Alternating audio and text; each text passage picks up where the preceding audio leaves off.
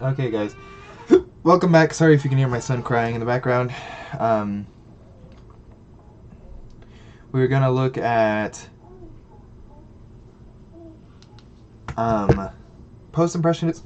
Oh, excuse me, I have the hiccups. Post-impressionism, symbolism, and Art Nouveau. Roughly a 25-year period. Um, Symbolism. Lots of these art styles kind of have a good amount of overlap, you could say. But a good theme would be escaping modernity. So, but it's good to keep in mind that while actually, there's a quote on the next slide. I'll say it. So, while realism and impressionism had sought to capture the essence of the modern world, post-impressionism, symbolism, and Art Nouveau largely struggled to escape it and to provide an antidote. So, it's getting more towards the modern sentiment where everyone's depressed and sad. That's pretty much what's going on. So, but a good important figure to know, really important figure, is Paul Cézanne. And so he might be why artists are portrayed wearing berets. Who knows? I don't know. But he actually participated in the first and third Impressionist shows, so he was participated with the Impressionists. Pissarro became his mentor, so Cézanne actually said he was like a father to me.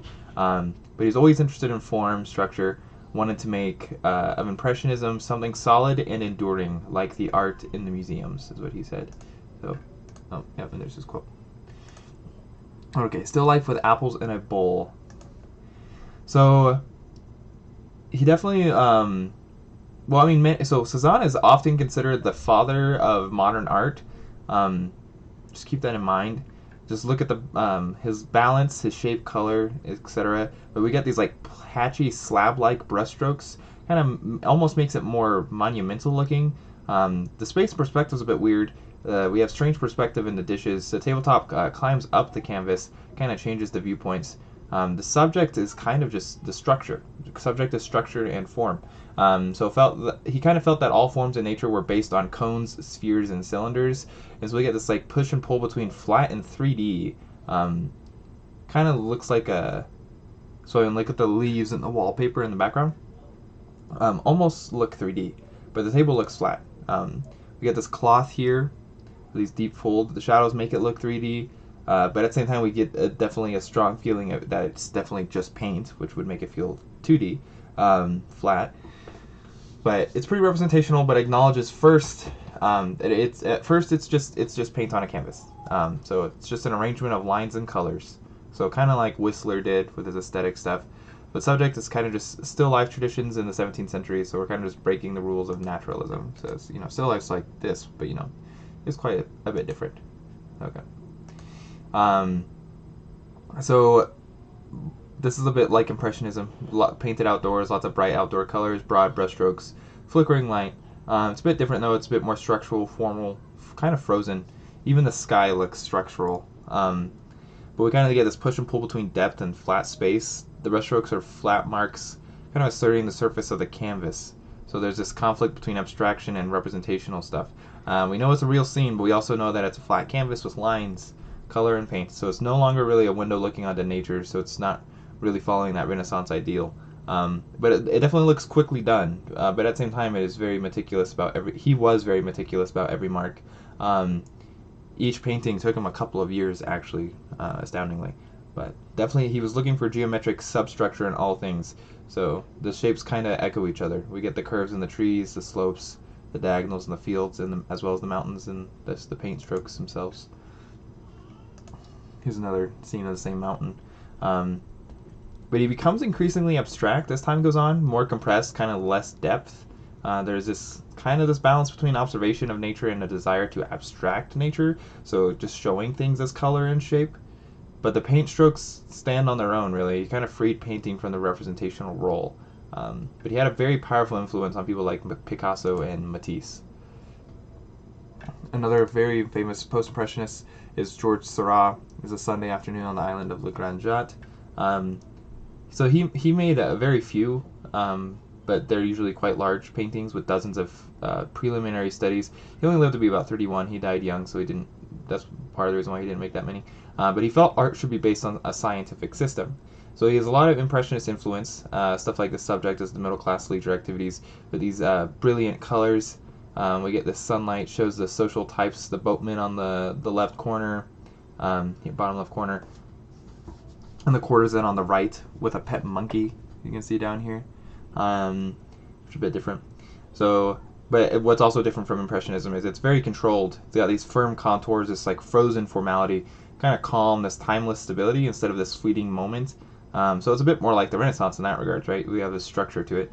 It is classical in the sense that we have these like figures silhouetted in profile, 3/4 view or frontally. They're not casually placed. He said he wanted to make modern figures feel like past figures on the frieze of the Parthenon. This is 6 by 10 feet, so it's pretty decent size. So kind of like a monumental history painting.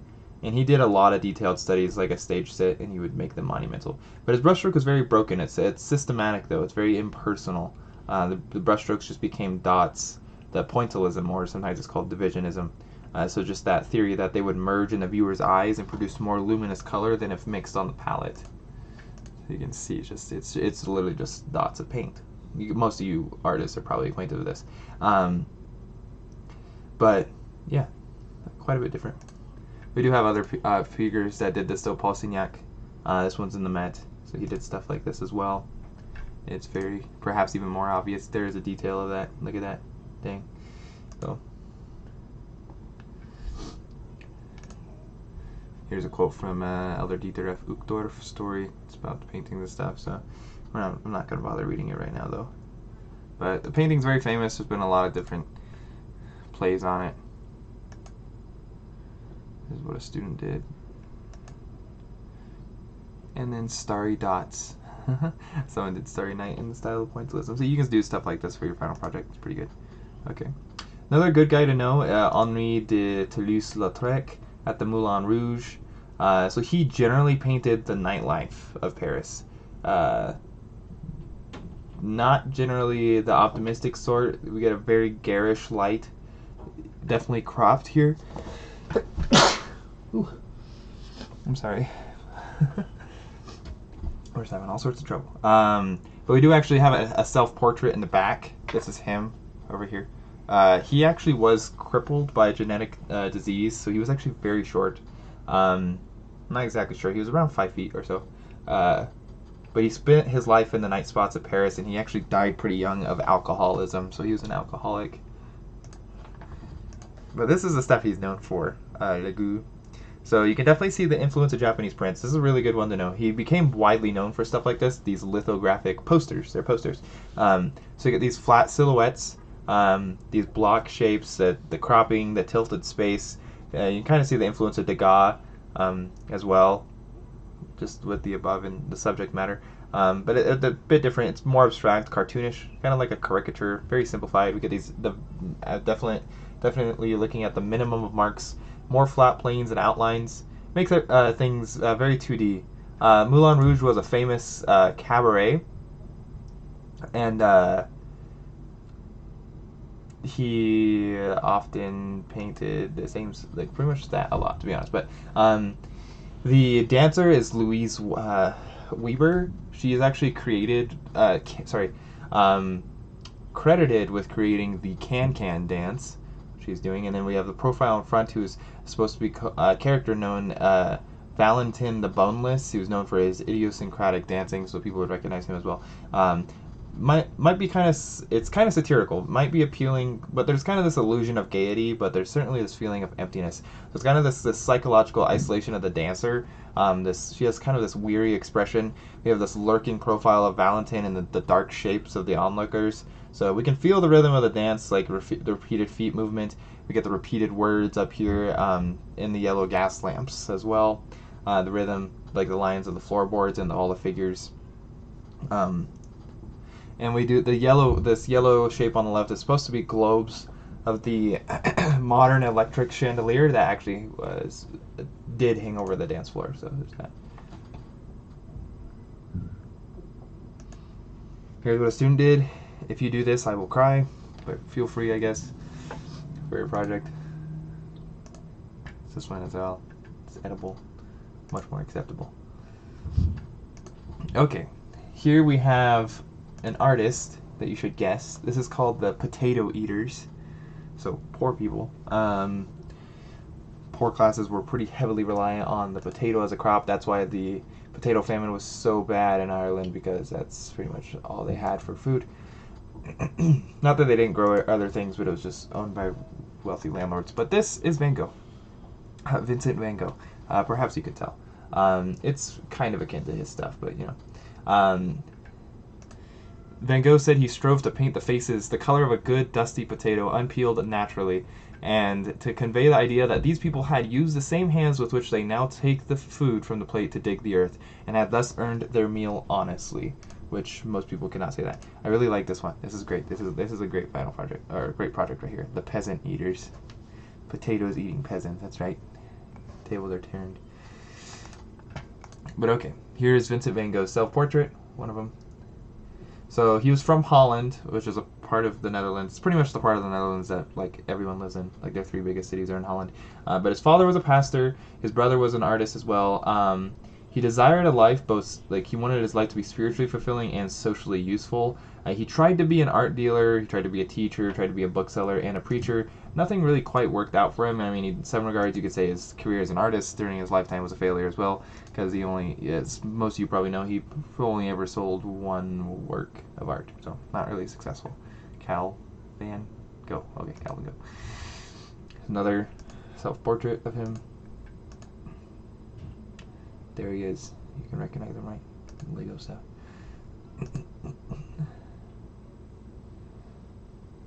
I wonder what that bright stuff is. So his brother Theo had a gallery in Paris, actually. Through that, Van Gogh met Degas, Seurat, kind of opened his eyes to color and energetic brushwork. So he also did begin collecting Japanese prints. He liked the bright colors and the rural, non-industrial subjects, which you can probably get an idea from his stuff. But he wanted to start. He actually had a goal to start an artists' commune in the south of France. Well, yeah. But only Gauguin, Paul Gauguin, who we'll look at, joined him, and it was only for about 2 months. Gauguin actually ended up not being able to stand his intense, troubled personality, and so Van Gogh ended up working alone in art and generated his strongest body of work. And he cut off his ear and sent it to Gauguin. That's actually who ended up sending it to. But okay, but here's the Night Cafe. So he would definitely be using our color and brushwork to express emotion.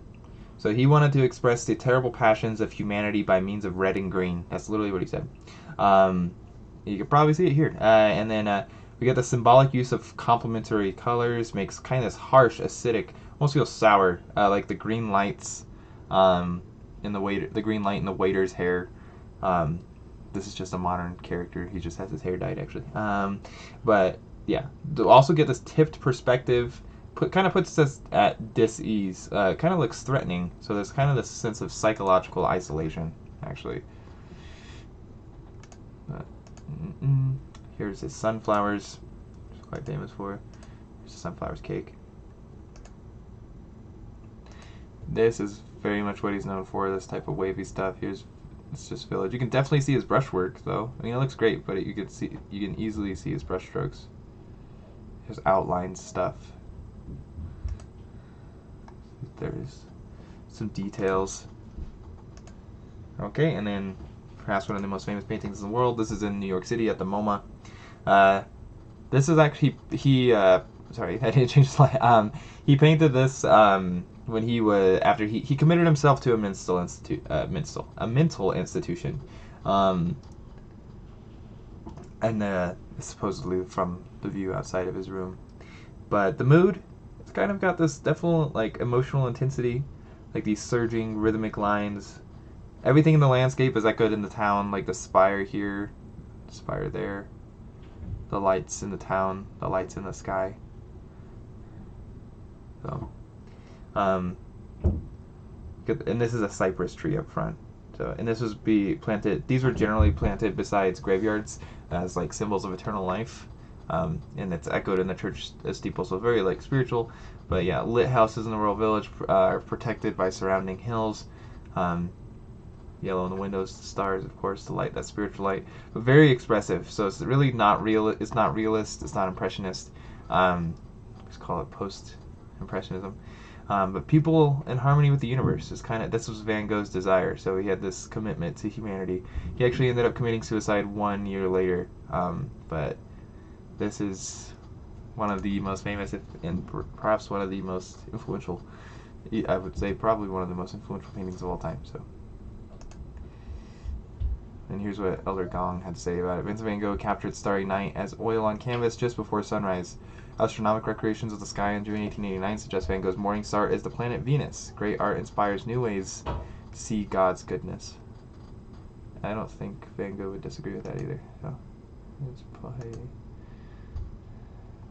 beads from Courtney. It's like felt stuff, whatever this is. The edible stuff.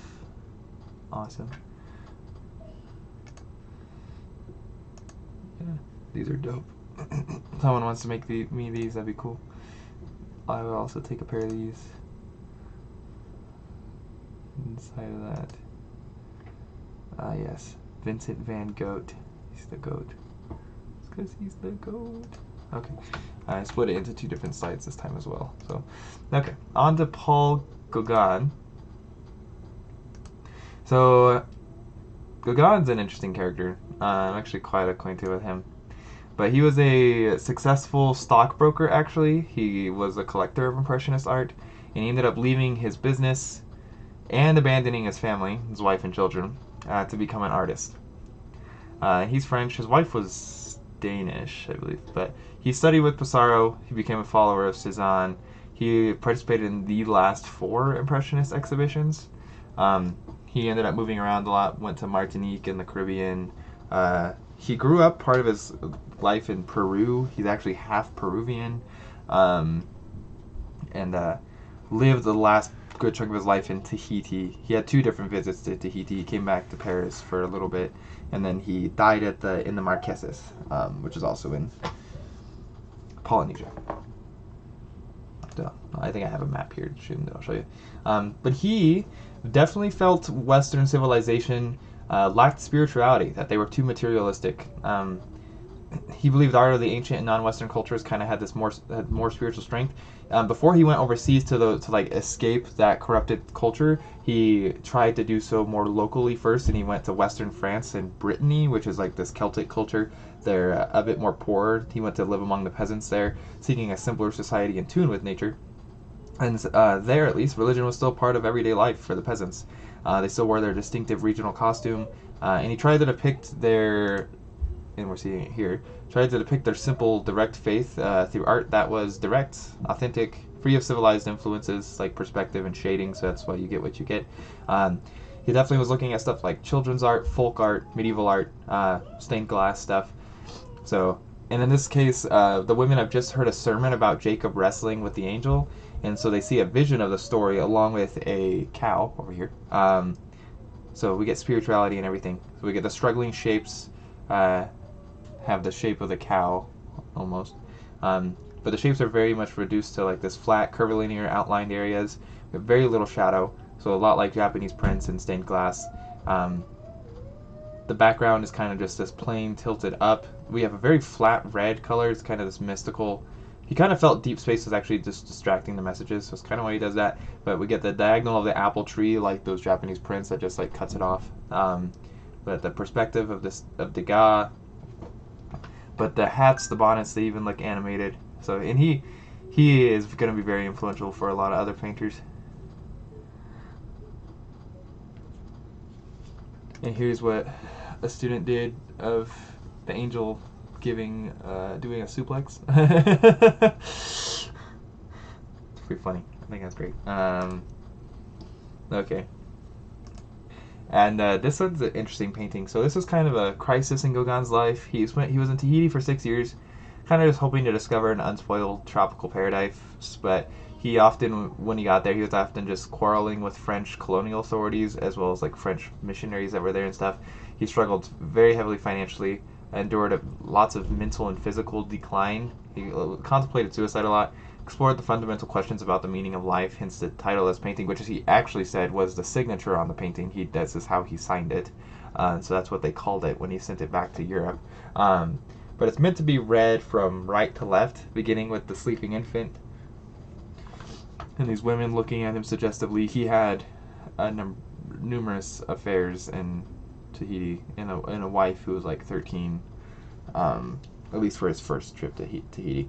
But kind of reaching his climax with the woman standing in the center, the Tahitian Eve, as she's often called, reaching for the fruit. And ending with the crouched figure of a woman nearing death over here. So there is that, and it's pretty decent sized. Not too big where it couldn't probably be shipped across the world. Too bad, but yeah. And we're gonna look just for a second at oceanic art. You're gonna have an essay on oceanic art, so this might give you an idea. But actually in 1882, the Museum of Man, it's called, opened in Paris. It's an ethnological museum. So you get arts of Polynesia were well represented, including Tahiti. And Gauguin was actually one of the first major European artists to become interested in oceanic culture and to collect its art. He saw Tahiti as an island paradise, kind of where nature took precedence over the corrupt civilized West. And he described his trip as a return to the childhood of mankind. But Tahiti is part of Polynesia. So it's over. Where is it? It's over here somewhere. And this is where he died. The Marquesas, Cook Islands are, and then yeah, this is all Polynesia. Fiji is very Polynesian in culture, but racially they're definitely Melanesian. We get Micronesia as well, Kiribati. Easter Island or Rapa Nui, Hawaii is Polynesia. The Northern Triangle, they call it a triangle usually. Tonga and Samoa are big names as well, but I don't know why it's on there twice. But here are the Moai of Rapa Nui or Easter Island.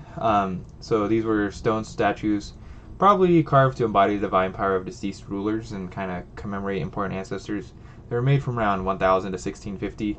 There are about 887 of them, and they usually have their backs to the sea to watch over the village. At least here they do. And with the adoption of Christianity in the 1860s, lots of the Moai were actually toppled, pushed over. But here's one essentially. It's a Moai, Hoa Hakananaya, lost or stolen friend. There you go. So it's made of basalt. This probably would have been painted and had coral in its eye sockets. This one was likely made in Rapa Nui. We're not exactly sure, but it was found in the ceremonial center of Rongo in Rapa Nui. So it's probably made. That's why it's probably made there. But the characteristics are pretty common. We get the head slightly tilted back, as if scanning a distant horizon, essentially. A prominent eyebrow ridge, nose is long and straight, ending in large oval nostrils. We get thin lips, sit into a downward curve, giving the face a stern, uncompromising expression. Jawline is well defined, pretty massive too. The ears are long, collarbone is emphasized by a curved indentation, and his chest is defined by carved lines that run downwards from the top of his arms and curve upwards onto the breast to end in the small, protruding bumps of his nipples, as you see here. And the arms are held close against the side of the body. The hands are pretty rudimentary, carved in very low relief. So, and then looking at Papua New Guinea, this is Melanesia actually. We get the beast pole. It's actually only from the 1950s. Papua New Guinea is one of the top spots to go for anthropological, ethnological research because there's just so many cultures and it's so prominent still today. This is from the Asmat people. They honored their dead generally with feasts and rituals, and so kind of commemorated the deceased and reminded the living to avenge their deaths, essentially. So the beast poles were made for these funeral feasts. Usually an open work pole incorporating several ancestor fingers in a wing-like projection that represents the pole's phallus. So. But in their belief, the Asmat belief, that no death was accidental. Each death was always caused by an enemy, either through headhunting raids or sorcery. So deaths created an imbalance in society, which the living had to correct by taking an enemy head. When a village had suffered a number of deaths, it would hold a beast ceremony, which consisted of a series of feasts held over several months. So yeah, quite extensive. But and a number of beast poles might be carved for the ceremony and displayed in front of the men's house, where they formed the center of a mock battle between men and women. And then the poles were kept until a successful headhunt had been carried out and balance restored. And then after that, after a final feast, they would abandon the beast poles in palm groves, which is where they obtained their primary source of food. And as the poles decayed, their fertile supernatural power seeped into the earth and fertilized the trees, the sago trees. So pretty interesting. Here's a slit gong, a ting ting kong. These are towering slit gongs of northern Vanuatu. They're along some of the largest instruments in the world. I believe this one's like 13 feet tall. It's hard to tell with scale here. But they're found primarily on a few islands in North Vanuatu. They're carved from the trunks of breadfruit trees, which are also a very important food source. Yeah. And lots of villages usually would have a number of them, pretty much comprising an informal orchestra. They would usually be at the village's dancing ground, and they would be played at major social and religious events such as like initiations, funerals, dances. And when playing, the musician pretty much just stands in front of the gong and strikes the lip of the slit with a club-like wooden beater. They're pretty interesting. You can find videos on that stuff. But here's a good question. What do these works have in common? And it's pretty commonality. All of these refer to ancestors. And they're all functional. They're not just for decoration. So quite a bit different, right? Okay. And then symbolism. This movement emphasized the world of dreams, moods, fears, desires over everyday contemporary world. Kind of this dissatisfaction with modernity. So a bit like Gauguin. Gauguin's sometimes called a symbolist. It kind of began as a literary movement, but we're going to look at the stuff in the arts. Odilon Redon.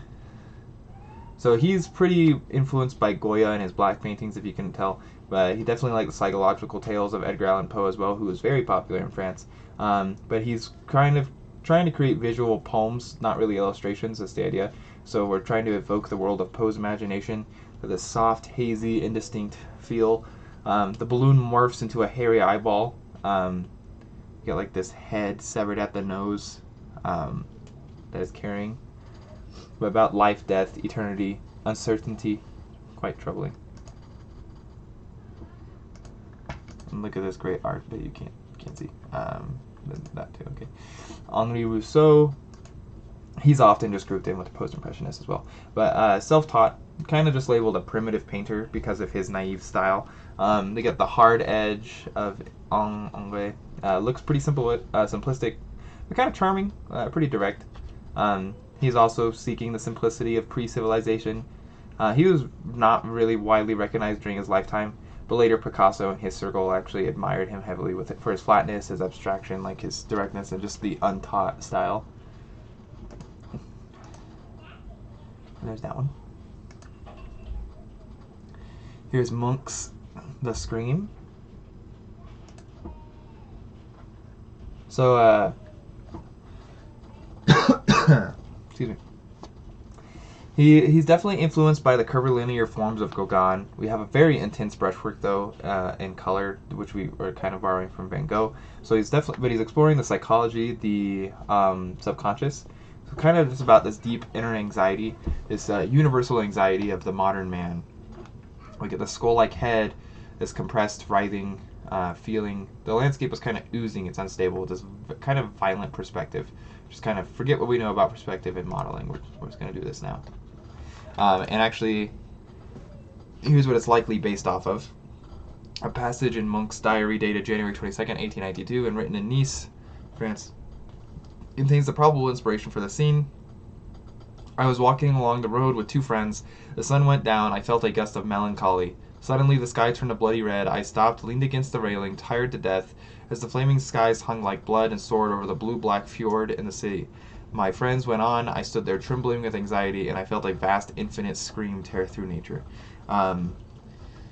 Which is, I think this is a pretty common feeling for many people in modernity. Pretty much since religion has been abandoned, this is pretty common for people to feel, and this is perhaps at the onset of that when it was becoming, when those changes were first happening, and now perhaps it's more commonplace and people don't recognize it as much, or it's just because it's how most of their experience on Earth has been.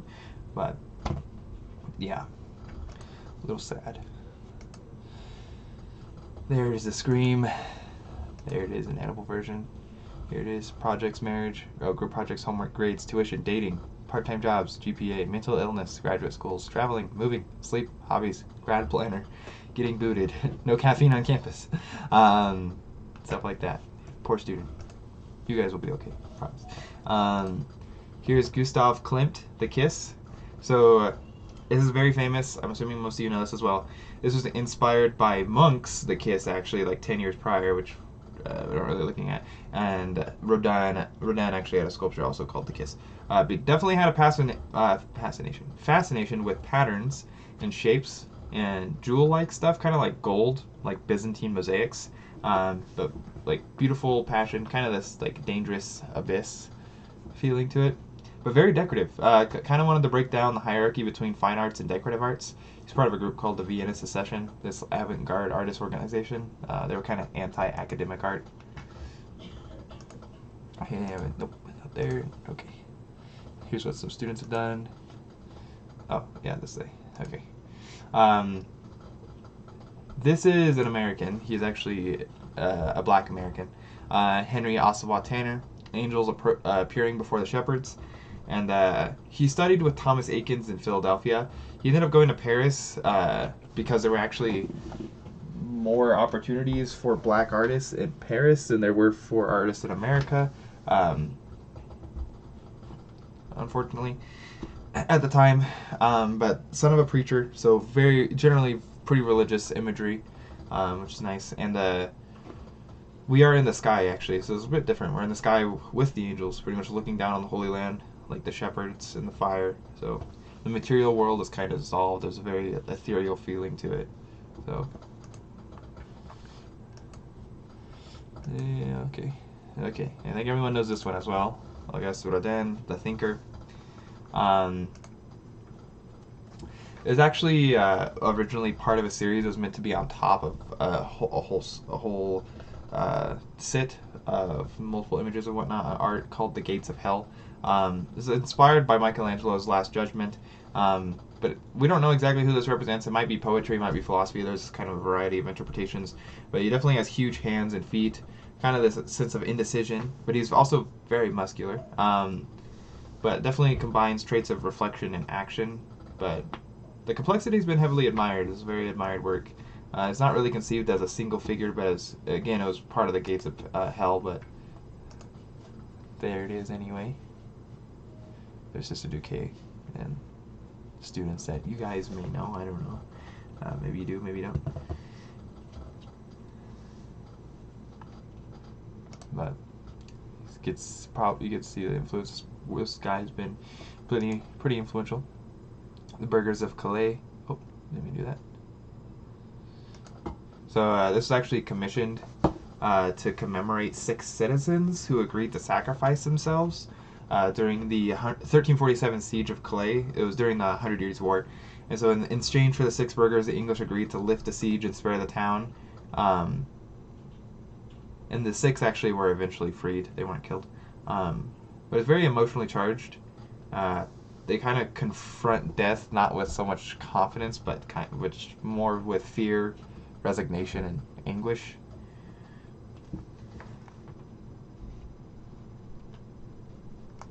And it was commissioned by the city itself. Rodin also famously was rejected, not allowed to make a sculpture that he had done a cast for because he made the guy. It was for a writer. He made the guy masturbating under the clothes. But yeah, so it gives you an idea of some of the stuff going on. Okay, but Art Nouveau, this lasts only about a decade, really. That secession style with Klimt, he's kind of part of that Art Nouveau, but it's mostly architecture. But we get a lot of decorative arts, kind of characterized by these abstract organic forms, influenced heavily by William Morris's arts and crafts movement. But it's a bit different in the sense that it kind of embraces mass production and these new industrial materials that allow that. And sometimes it's purely abstract, which we didn't really see with Morris. But Victor Horta, interior stairwell of the Tassel House in Brussels. The style actually began in Belgium, which is where Brussels is. But we get these wrought iron columns, the railings in the stairwell, these linear patterns of sinuous curves, this sense of organic fluidity, like things growing essentially. And it was often applied to like furniture, jewelry, interiors, kind of related to the styles of Beardsley, Munch, and Gauguin in some regards. But here's Alfonso Mucha. He's pretty famous. This is actually an advertisement for a publishing house, but he did a lot of images like this that are quite famous these days.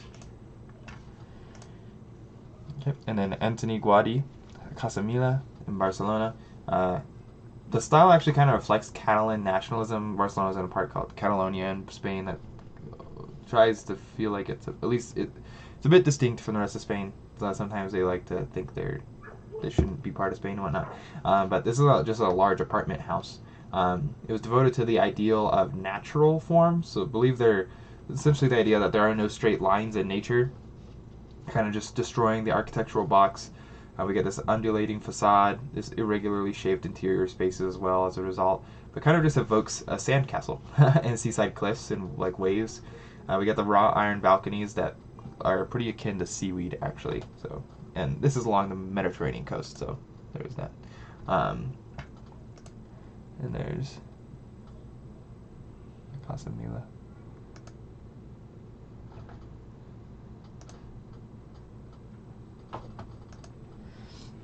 And there's Sister Duque. She gets to travel, lucky her. Okay. We're going to do some of the unknown stuff. Here are your options: Cézanne, Seurat, Toulouse-Lautrec, Van Gogh, Gauguin, Redon, Rousseau, Munch, Klimt, and Rodin. Take a picture of it, get it down. I believe in you. Let's go. You may have noticed actually when we saw his self-portrait, one of his self-portraits that he painted was in front of this image, and it's called The Yellow Christ, and this is by Gauguin. Yeah. It actually shows the crucifixion taking place in 19th century France and Brittany. Breton women are gathered in prayer around it. So. Another still life with the weird angles and stuff like that is a Cézanne. Oh, here's the guy who's masturbating under his robe. Aulnoy de Balzac is his name. He wrote Lost Illusions, really good book. He wrote some other stuff too. This was commissioned by the French Society of the Men of Letters. And they cast it in bronze after he died. They weren't originally going to do it, but after he died, they pretty much said it's fine.